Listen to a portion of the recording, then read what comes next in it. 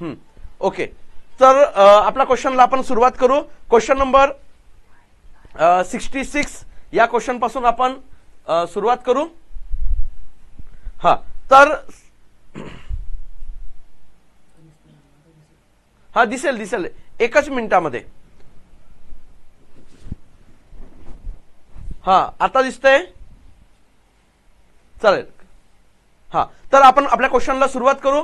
आपला क्वेश्चन जो होता तो म्हणजे कोणता आहे, तर 66 नंबरचा क्वेश्चन होता. या 66 नंबरच्या क्वेश्चन मध्ये आपण 66 नंबरचा क्वेश्चन होता. 66 नंबरचा क्वेश्चन कॉन्स्टिट्युएंट असेंब्ली बद्दल होता. कॉन्स्टिट्युएंट असेंब्ली म्हणजे आपलं काय, संविधान सभेबद्दल क्वेश्चन होता. बरोबर आहे, संविधान सभा. आता बघा, ही संविधान सभा कशासाठी स्थापन झाली होती, तर ही आपली संविधान सभा ही संविधान निर्मितीसाठी स्थापन झाली होती. आपल्या कॉन्स्टिट्युएंट असेंब्लीचा मेन ऑब्जेक्ट काय होता, संविधान निर्माण करणे. तर या संविधान सभेची जी म्हणतो आपण इलेक्शन्स आहे, म्हणजे ही काही स्थापना कोणी करून दिलेली नाहीये, तर ही इलेक्शनच्या माध्यमातून स्थापना झालेली आहे. तर इलेक्शन्स आपले जे जुलै ऑगस्ट मध्ये झाले त्यान्वये जे 389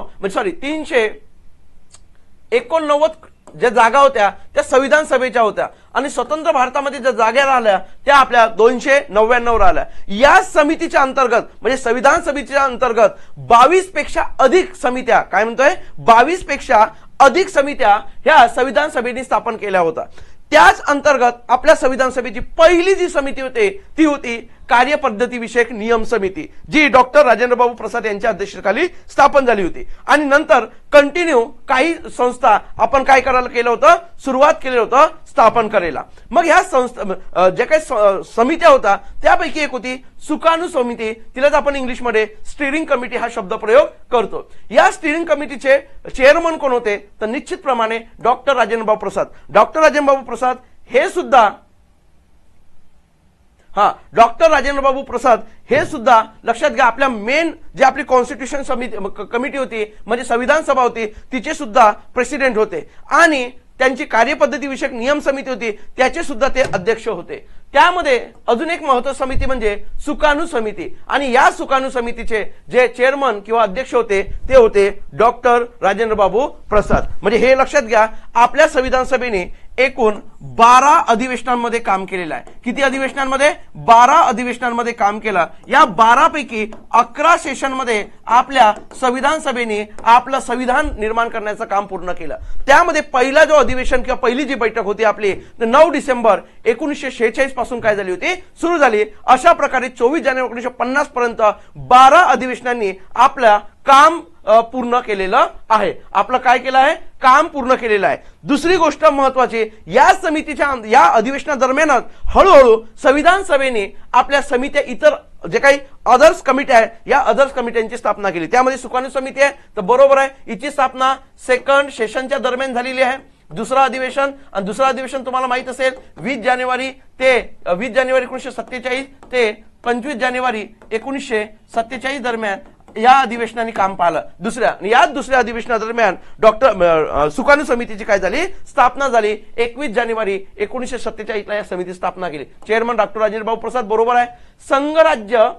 संघराज्य राज्यघटना समिती याचे चेअरमन पंडित जवाहरलाल नेहरू तर होते का, तर यास बॅरिस्टर पंडित जवाहरलाल नेहरू हे त्यांचे काय होते, संघराज्य राज्यघटना समितीचे काय होते, चेअरमन होते. म्हणजे ही सुद्धा स्टेटमेंट बरोबर आहे. याची स्थापना 4 मे 1947 ला झाली. या दरम्यान कोणता अधिवेशन होता, कोणताही अधिवेशन नव्हता. तिसरा अधिवेशन आणि चौथ्या अधिवेशनादरम्यान या समितीची काय झाली होती, स्थापना झाली होती, संघराज्य राज्यघटना समिती. आता बघा, प्रांतिक राज्यघटना समिती सुद्धा होती. आणि या प्रांतिक राज्यघटना समितीमध्ये म्हणजे काय म्हणतोय, याच प्रांतिक राज्यघटना समितीमध्ये सगळ्यात महत्वाची गोष्ट काय, या प्रांतिक राज्यघटना समितीचे चेअरमन होते सरदार वल्लभभाई पटेल. ठीक आहे. संस्थाने वाटाघाटी समिती. मग संस्थाने वाटाघाटी, आता आपल्या इथं खूप कन्फ्युज होतं. संस्थाने म्हणलं तर आपल्याला 100% कोण वाटतात, तर आपल्याला वाटतात पंडित आपले सरदार वल्लभभाई पटेल. बघा, जी मिनिस्ट्री होती स्वतंत्र भारताची त्या संस्थाने विभागाचे डिपार्टमेंटचे प्रमुख कोण होते,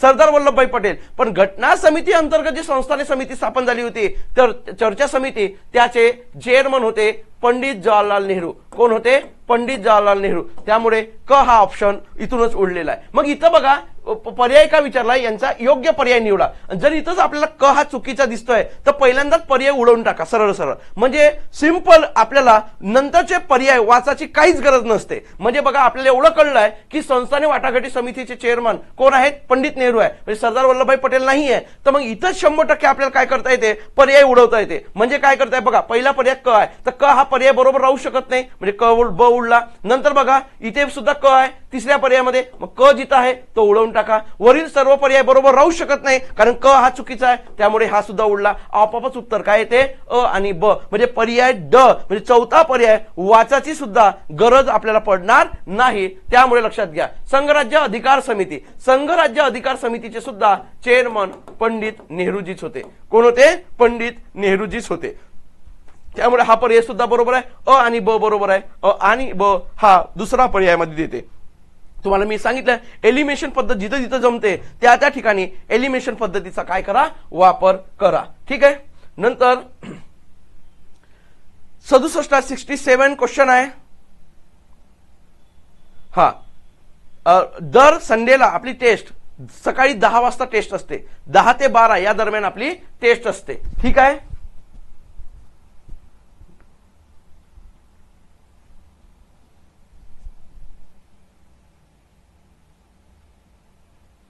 हा, चला आता बघा क्वेश्चन नंबर 67. क्वेश्चन नंबर 67 काय म्हणते? प्रस्ताविकतेबद्दल खालील विधानांचा विचार करा. आता बघा इथं काय म्हणलंय? 2 स्टेटमेंट दिलेले आहे. आता 2 स्टेटमेंट मध्ये आता इथं बघा 3 स्टेटमेंट असे आहेत की बरोबर आहे आणि 1 स्टेटमेंट काय चुकीचे आहे. आता मला सांगा इथं काय म्हणतोय? 1976च्या 44व्या घटनादुरुस्ती अन्वये प्रस्ताविकेत पहिल्यांदा दुरुस्ती झालेली आहे. आता पहिली गोष्ट लक्षात घ्या, प्रस्ताविता म्हणजे काय? आपली प्रियम्बल. काय आहे? आपली प्रियम्बल. ही प्रियम्बल घटनेचा एक प्रकारे सार सांगते. काय सांगते? सार. आणि या प्रस्ताविकेमध्ये पहिल्यांदा एकदाच ना आतापर्यंत फक्त एकदाच घटना दुरुस्ती झाली, ती म्हणजे कोणती? 42वी घटना दुरुस्ती अधिनियम 1976. मग 42व्या घटना दुरुस्ती अधिनियमानुसार या आपल्या या प्रस्ताविकेमध्ये 3 शब्दांचा काय करण्यात आलाय? समावेश करण्यात आलेला आहे. किती शब्दांचा? 3 शब्दांचा. एक शब्द आहे आपल्या 42व्या घटना दुरुस्ती 1976 अन्वये, तो म्हणजे कोणता आहे? म्हणजे जो घातलेला आहे प्रियम्बल मध्ये तो आहे समाजवादी. म्हणजेच काय? सोशलिस्ट, समाजवादी. दुसरा आहे आपला शब्द तो म्हणजे काय? धर्मनिरपेक्ष, निरपेक्ष. नंतरचा शब्द आहे आपला तो म्हणजे कोणता आहे? धर्मनिरपेक्ष झाला तो म्हणजे एकात्मता किंवा अखंडता. एकात्मता किंवा आपण त्याला अखंडता हा शब्द वापरतो. अखंडता. ठीक आहे. म्हणजे यालाच इंग्लिश मध्ये म्हणतात इंटिग्रिटी. काय म्हणतोय? इंटिग्रिटी हा शब्द वापरतो. सेक्युलर हा शब्द आपण धर्मनिरपेक्ष, सोशलिस्टला समाजवादी. हे 3 शब्द 42व्या घटना दुरुस्ती अन्वये टाकण्यात आलेले होते. त्यामुळे 44 होऊ शकत नाही तर 42 आहे. पर्याय चुकीचा आहे आणि जिथं पहिला पर्याय चुकीचा आहे तिथे बरोबर येऊ शकत नाही. पहिला पर्याय दोन्ही बरोबर हा येऊ शकत नाही. मग आपल्याला 2 पर्याय आहेत याच्यातून ओळखायचा आहे. मग बघा या दुरुस्ती अन्वये म्हणजे कोणत्या 44 म्हणजे वरची सांगते या दुरुस्ती अन्वये प्रस्ताविकेमध्ये समाजवादी, धर्मनिरपेक्ष, एकता. मी आताच सांगितलं एकता नाही शब्द टाकला, एकात्मता टाकलेला आहे. काय टाकलेला आहे? एकात्मता. आणि 44वी नाही आहे इथं कोणती आहे? 42वी. त्यामुळे ही सुद्धा स्टेटमेंट बरोबर आहे. त्यामुळे दुसरा पर्याय सुद्धा इथं उडला आणि फक्त काय इथं पर्याय 4 दोन्हीही चुकीचं आहे. काय म्हणतंय? दोन्हीही चुकीचं आहे. ओके. तर हे अशा प्रकारे ह्या कंडिशन सांगितले आहे.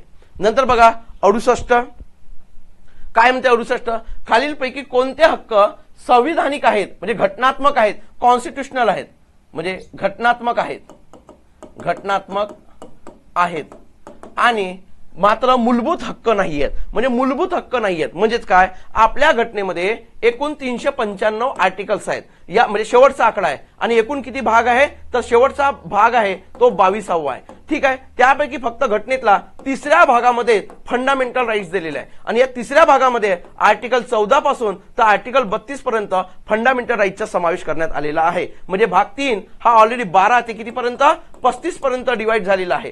तर यामध्ये जर जेवढे मूलभूत हक्क असेल त्यांनाच म्हणजे ते या खालीलपैकी नाहीये म्हणते. म्हणजे ऑलरेडी भाग 3 हा काय झाला? संविधानिक झालेलाच आहे. बरोबर आहे, पण मूलभूत नाही असं विचारलेलं आहे. तर बघा धर्मस्वातंत्र्य ऑलरेडी धर्मस्वातंत्र्य 25 पासून आर्टिकल 28 पर्यंत देण्यात आलेलं आहे. संपूर्ण भारतात मुक्त संचार करण्याचे स्वातंत्र्य हे आर्टिकल 19D मध्ये देण्यात आलेलं आहे. बरोबर आहे, त्यामुळे हा सुद्धा मूलभूत हक्क आहे, हा सुद्धा मूलभूत हक्क आहे. नंतर बघा मालमत्तेचा हक्क, मालमत्तेचा हक्क आर्टिकल 31 मध्ये होता, पण तो काय झाला आहे, रद्द झाला आहे. आणि कोणत्या घटनादुरुस्तीने, 44वी घटनादुरुस्ती 1978 अन्वये, आणि ह्या घटनादुरुस्ती अन्वये आता मालमत्तेचा हक्क 300A मध्ये समावेश करण्यात आला आहे. म्हणजे हा आपला घटनात्मक आहे, मूलभूत नाही आहे पण घटनात्मक आहे. ठीक आहे, म्हणजे हा मूलभूत हक्क, मूलभूत फंडामेंटल राईट्स नाही आहे. ठीक आहे, अभिव्यक्ती स्वातंत्र्याचा हक्क, अभिव्यक्ती स्वातंत्र्याचा हक्क म्हणजे काय, 19 म्हणजे पहिला, दुसरा आणि चौथा हे सगळे फंडामेंटल राईट्स आहे. आणि मूलभूत हक्क हा आता कोणता हक्क आहे, तर आपला हा हक्क आहे, संविधानिक हक्क आहे, मूलभूत हक्क आलेला नाही आहे. तर मग लक्षात घ्या हे सगळं म्हणजे याच्यामध्ये पर्याय नंबर काय आहे, 3 बरोबर आहे. पर्याय नंबर काय आहे, 3 बरोबर आहे. ओके, हा मी 78च लिहिलं गुरु, चालेल. नंतर बघा महाराष्ट्र तत्व हे घटनेच्या राज्यघटना सजीव करणाऱ्या तरतुदीमध्ये राज्यघटनेच्या आशय आहे आणि सार्वजनिक न्यायाचे तत्वज्ञान स्पष्ट करे. सार्वजनिक नाही, इथं पाहिजे होता सामाजिक न्यायाचे तत्व.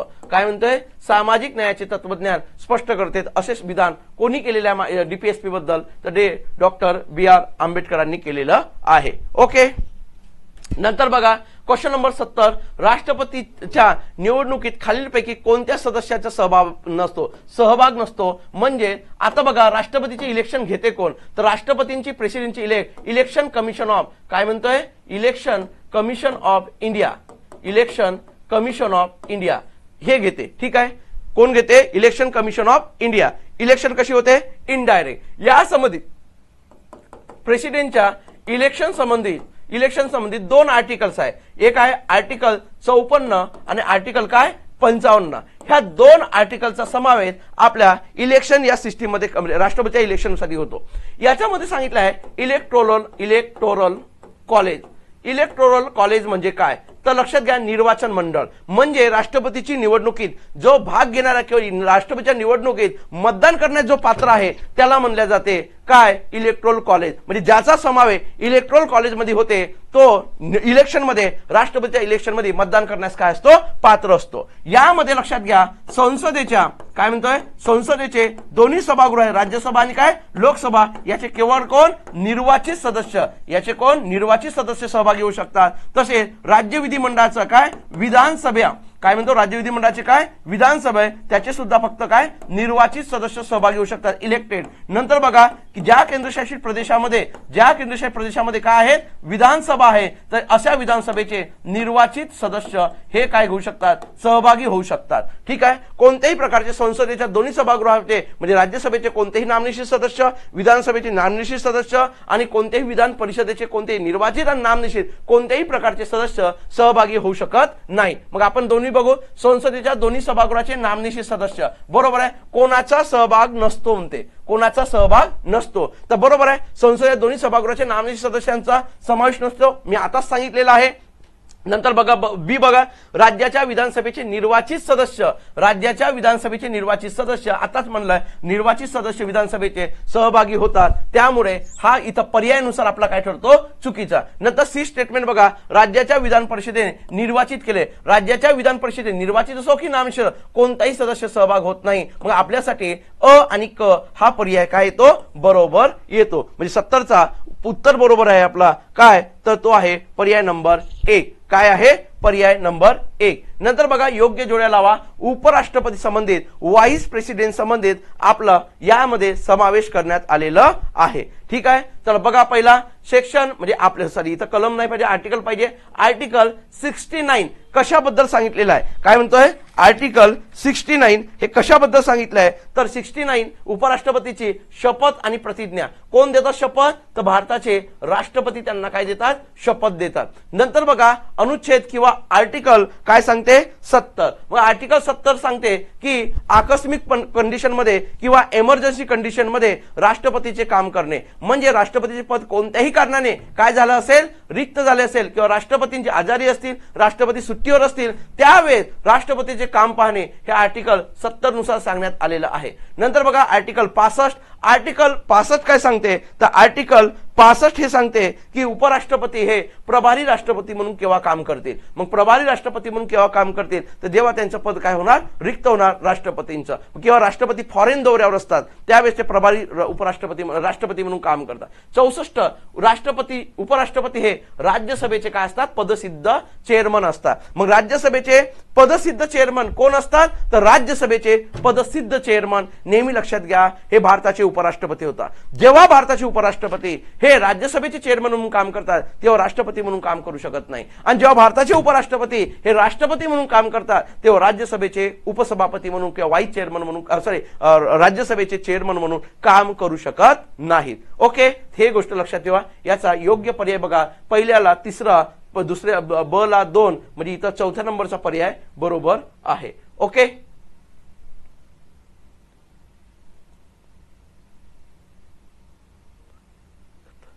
हा क्वेश्चन नंबर 72. ठीक आहे, क्वेश्चन नंबर 72 बघू. महान्यायवादी अटॉर्नी जनरल ऑफ इंडिया, काय म्हणतो आपण यांना, attorney general of India, attorney general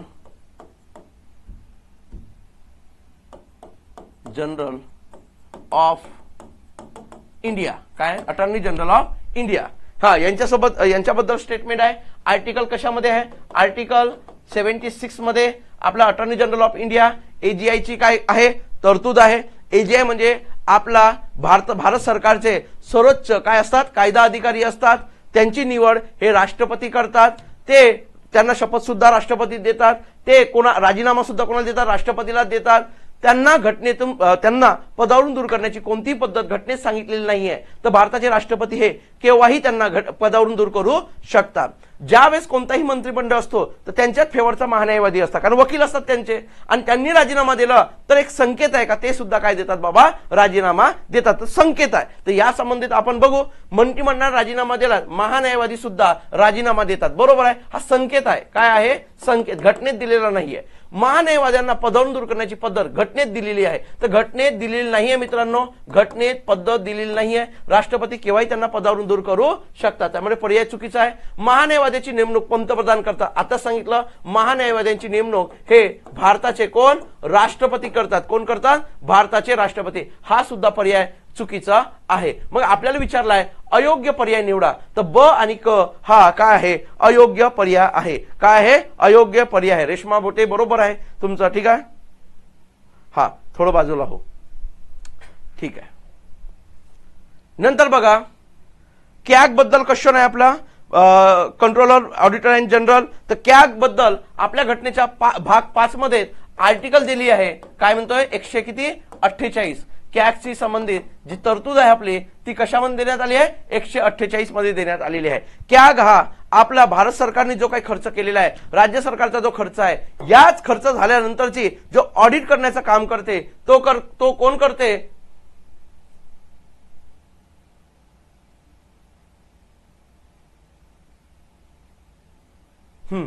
हे करण्याचं काम कोण करते, कॅग करते. तर कॅगची सुद्धा नेमणूक भारताचे राष्ट्रपती करतात. त्यांना पदावरून दूर करण्याची सुद्धा पद्धत घटनेत निश्चित नाहीये, तर घटनेत सांगितले आहे की ते संसदेला ठरवण्याचा अधिकार आहे, आणि संसदेने सेम ती पद्धत जसे सर्वोच्च न्यायालयाच्या न्यायमूर्तींना पदावरून दूर करता येते तशाच प्रकारे त्यांना सुद्धा पदावरून दूर करता येते.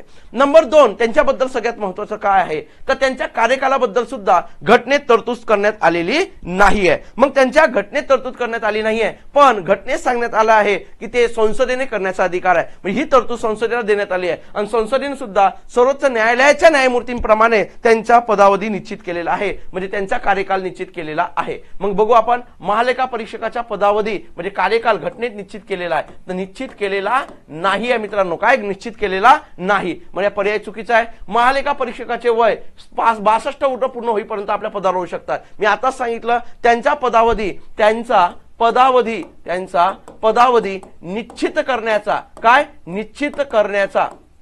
निश्चित करण्याचा जो अधिकार आहे, निश्चित करण्याचा काय अधिकार आहे तो कोणाला देण्यात आला आहे, भारताच्या संसदेला. आणि संसदेने हे निश्चिती कशा प्रकारे केली आहे, सुप्रीम कोर्टच्या न्यायमूर्तींप्रमाणे.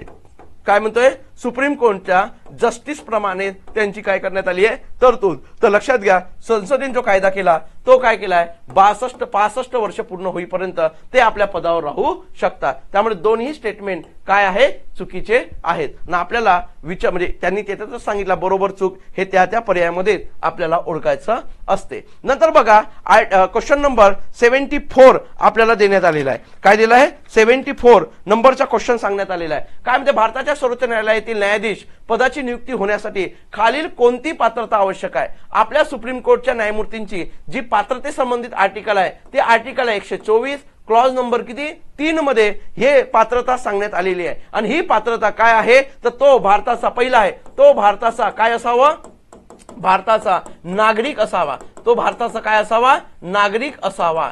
बरोबर आहे. नंबर 2 दुसरी अट काय आहे म्हणजे ही तर प्लस मध्ये आहे पण ह्या बाकीच्या अट तुम्हाला 3 पैकी कोणती एक अट असेल आणि पहिली अट बरोबर असेल म्हणजे ही अट पकडली तर ती त्याची पात्रता होते. तर याने हायकोर्टमध्ये किमान किती वर्ष 5 वर्ष जस्टिस म्हणून काम केलं हवं किंवा अजून काय आहे ऑर मध्ये तर त्यांनी लक्षात घ्या हायकोर्टमध्ये 10 वर्षापेक्षा अधिक ऍडव्होकेट म्हणून त्यांनी काम केलेला असावा. आणि चौथा किंवा हे नसेल तर तिसरा म्हणजे काय तो निष्णात कायदेपंडित असावा. निष्णात कायदेपंडित असावा. राष्ट्रपतीच्या मते तो निष्णात कायदेपंडित असावा. यापैकी कोणतीही जर असेल तर तो सर्वोच्च न्यायालयाचा न्यायमूर्ती होण्यास पात्र असतो. मग इथं काय सांगण्यात आलेलं आहे तो उच्च न्यायालयात सलग 5 वर्षे न्यायाधीश म्हणून काम करत असावा. बरोबर आहे. तो उच्च न्यायालयात किमान 10 वर्ष वकील म्हणून काम करत असावा. तोही बरोबर आहे. राष्ट्रपतीच्या मते तो निष्णात कायदेपंडित असावा. बरोबर आहे. त्याने वयाची 35 वर्ष पूर्ण लक्षात घ्या किमान वयाची कुठेही अट घटनेत सांगण्यात आलेली नाहीये सुप्रीम कोर्टच्या न्यायमूर्तींसाठी. बरोबर आहे. तर लक्षात घ्या अ ब क हेच पर्याय काय आहेत बरोबर आहेत. अ ब क मग अ ब क जे आहे पर्याय नंबर किती 4 हा पर्याय आपल्याला योग्य ठरू शकतो. ओके.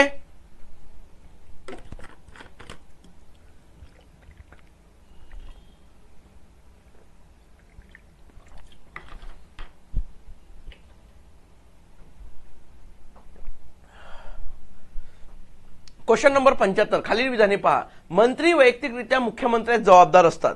आता बघा या संबंधित जी आर्टिकल आहे आपली या संबंधित जी आर्टिकल आहे ती किती आहे 164 मध्ये clause 1 clause 2 clause 3 clause 4 clause 5 एवढे क्लॉजेस देण्यात आलेले आहे. 164 मध्ये काय सांगितलं आहे मंत्र्यांसंबंधित तरतूद. कशा संबंधित मंत्र्यांसंबंधित तरतूद. त्यामध्ये क्लॉज 1 मध्ये सांगतायत की राज्यपाल हे राज्याच्या विधानसभेमध्ये बहुमत प्राप्त पक्षाच्या नेत्या मुख्यमंत्री म्हणून त्याची निवड करतील आणि त्याच्या सल्ल्याने इतर मंत्र्याची नेमणूक करतील. म्हणजेच काय सर्व लोक व्यक्तिगतरित्या कोणाला जबाबदार असतील राज्यपालांना जबाबदार असतील. म्हणजे राज्यपाल हे काय करतील विधानसभेत बहुमत प्राप्त पक्षाच्या नेत्यास काय करतील निवड करतील आणि त्याच्या सल्ल्याने इतर मंत्र्याची निवड करतील. मग व्यक्तिगतरित्या सर्व मंत्री कोणाला जबाबदार असतील राज्याच्या राज्यपालाला जबाबदार असतील. मग हे पहिलाच पर्याय दिला आहे मुख्यमंत्री जबाबदार. तर मुख्यमंत्री जबाबदार नसतात ते कोणाला असतात व्यक्तिगतरित्या राज्यपालाला. मग 164 क्लॉज नंबर 1 मध्ये ही तरतूद सांगण्यात आलेली आहे. नंतर बघा सामूहिकरित्या क्लॉज नंबर 2 मध्ये सांगतात मंत्रिमंडळ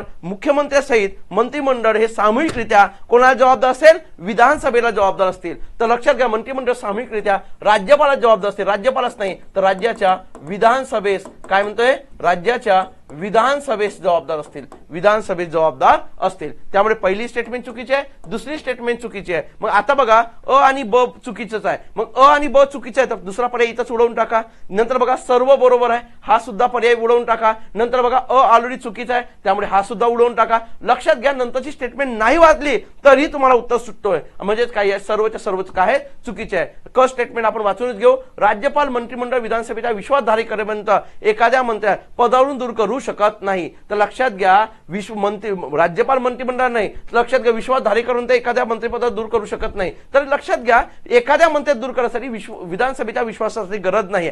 लक्षात घ्या मुख्यमंत्र्यांनी सल्ला दिलाय तर राज्यपाल याला पदावरून दूर करता करू शकते. त्यामुळे ही सुद्धा स्टेटमेंट चुकीची आहे. म्हणजे वरील सर्वच्या सर्व काय आहेत चुकीचे आहेत. नंतर क्वेश्चन आपण नंतरचा क्वेश्चन खालील विधानांचा विचार करा. घटनेचे अनुच्छेद 165 मध्ये महाधिवक्ता बघा राज्याच्या वकिलांना राज्याचा सर्वोच्च कायदा अधिकारी असतो तो महाधिवक्ता असतो. त्यांना म्हणले ते ऍडव्होकेट जनरल. तर हे ऍडव्होकेट जनरलची आर्टिकल आहे 165 बरोबर आहे. म्हणजे घटनेचे अनुच्छेद 165 मध्ये महाधिवक्त्याच्या पदाची तरतूद करण्यात आलेली आहे. काय म्हणतोय बरोबर आहे. पहिली स्टेटमेंट बरोबर आहे. चला नंतर बघा दुसरं महाधिवक्ता हे राज्याचे सर्वोच्च कायदा अधिकारी म्हणून काम करतात. ही सुद्धा स्टेटमेंट बरोबर आहे. आपण बघितलं मग असे सेम जसे तसं इकडे आहे.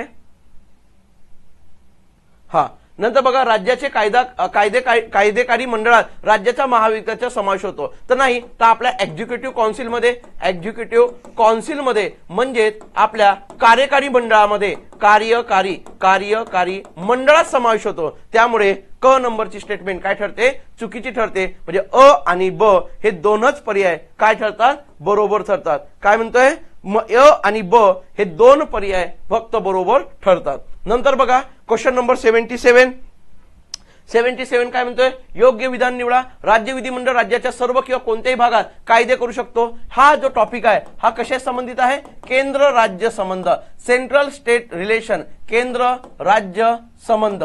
ठीक आहे, या पार्ट मधला हा पार्ट आहे, क्वेश्चन्स आहे. तर यामध्ये बघा राज्य विधिमंडळ राज्याच्या सर्व किंवा कोणत्याही भागासाठी कायदा करू शकते. यस, कोणत्याही भागासाठी कायदा करू शकते.